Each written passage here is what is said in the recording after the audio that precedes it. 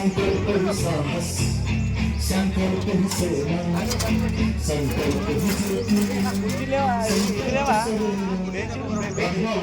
ప్రధానమంత్రి నరేంద్ర మోదీ దూరదర్శనిక నాయకత్వంలో వెలుగుబడిన తెలంగాణ అభివృద్ధి యొక్క కొత్త రికార్డులను సృష్టిస్తూ పోతోంది.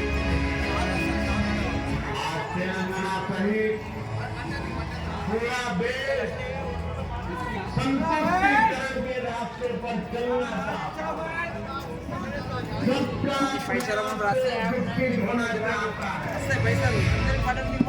గ్రామ పంచాయతీ స్వాతంత్రం తర్వాతి దశాబ్దాలలో తెలంగాణ ప్రాంతంలోని రైతులు అప్పుల భారంతో అసహాయులయ్యారు. వారి సంకల్పం అన్నదాతల యొక్క పురోగతి ఈ రోజు సమ్మాన్ నిధి 37 లక్షలకు పైగా రైతుల చిరునవ్వులను ఇచ్చింది. 45 లక్షల టన్నుల అధిక కిసాన్ एक विकसित भारत का गुणगान करता होगा। भारत का सपना मैं अब लिखने वाला हूँ।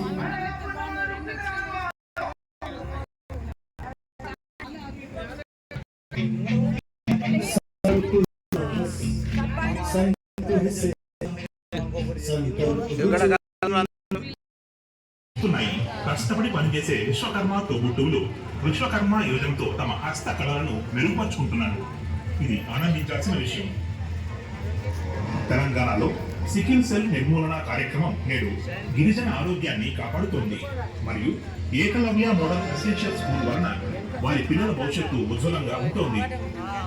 ఇవన్నీ సానుకూల అంశాలే.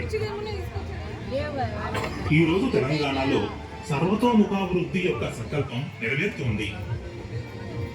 ప్రజా సంక్షేమం కోసం సంకల్ప యాత్రలో ఇంకా చాలా సంకల్పాలు నెరవేరవలసి ఉంది.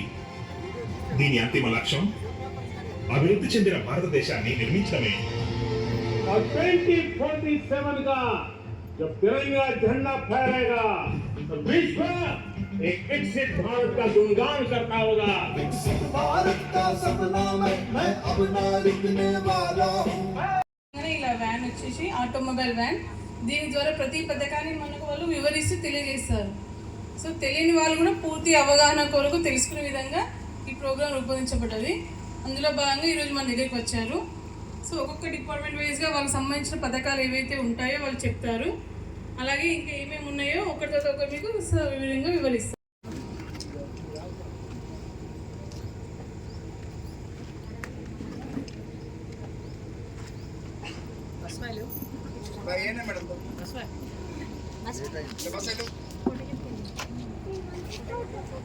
విద్యా విధానం ఉండాలని చెప్పేసి ఒక రిపోర్ట్ రాసి గవర్నమెంట్ ఇస్తున్నారు. ఆయన చెప్పిన దాంట్లో చాలా అంశాలు చాలా బాగున్నాయి. ఒక 2-3 మీకు వివరిస్తా.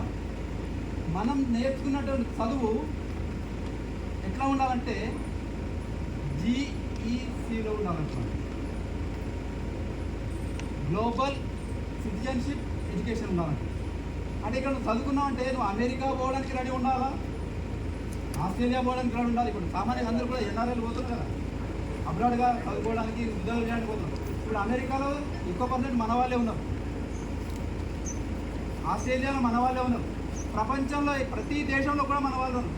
మరి ఆ విధంగా వెళ్ళాలంటే మన ఎడ్యుకేషన్ బాగుండాలి. ఆ రకమైన ఎడ్యుకేషన్ ఇచ్చినప్పుడే మన పిల్లలందరూ కూడా బయటకు పోతుంది. కాబట్టి గ్లోబల్ సిటిజన్షిప్ ఎడ్యుకేషన్ అన్నాడు. గ్లోబల్ సిటిజన్షిప్ ఎడ్యుకేషన్ అనేది మనం అందరం కూడా విద్యార్థులకు ఇస్తే, పిల్లలకి ఇస్తే వాళ్ళందరూ కూడా మన దేశంలో ఉన్నటువంటి జాబులే కాకుండా, మన దేశంలో ఉన్నటువంటి వనరుల్ని వినియోగించుకోవడమే కాకుండా ప్రపంచంలో ఉన్నటువంటి జాబులు కూడా పొంది వాళ్ళు ఎంతో అభివృద్ధి చెందుతున్నారు. రాష్ట్ర ప్రభుత్వం నిధులతో మాకు మధ్యాహ్న భోజనం ఏర్పాటు అవుతున్నది. మధ్యాహ్న భోజనం పెట్టే దాంట్లో కూడా కేంద్ర ప్రభుత్వం నిధులు ఉన్నాయి, రాష్ట్ర ప్రభుత్వం నిధులు ఉన్నాయి.